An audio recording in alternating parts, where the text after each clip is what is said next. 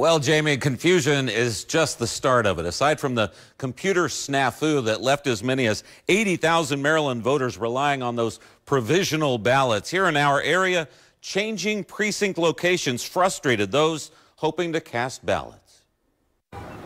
You could blame it on early voting. People showed up in modest numbers to cast ballots on this primary election day. But in some cases, people had trouble just finding their precincts. And when I showed up, there was nobody there. There was no signage. After a few hours of confusion, Quentin Glenn and his mother showed up at James Mosher Elementary to vote, a few blocks away from where they had been instructed to cast ballots at Friendship Preparatory Academy on Whitmore Avenue. My son already told me about no one being there, but they gave me a printout as to where I was supposed to go vote. And I said, nobody's voting there.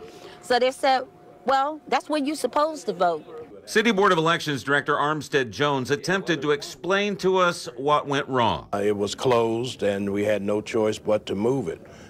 We had moved one of the polling places that was in the old site, and we found that there was a second one that needed to be moved.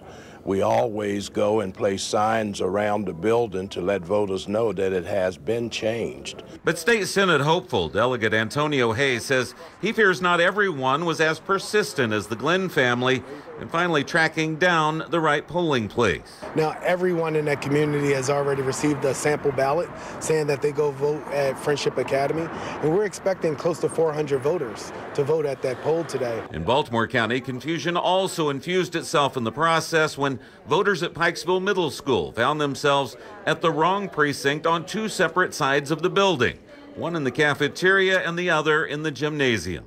We have two precincts in this building now.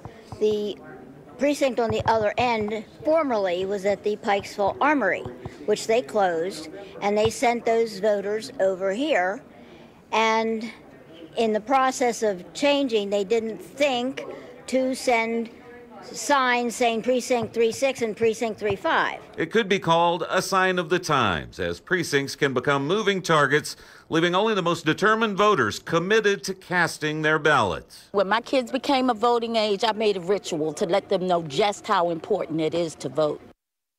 Now, in the city alone, there are 296 precincts, so one could expect some problems. And it turns out Friendship Academy had been shut down since early January when freezing weather caused plumbing and heating systems to fail.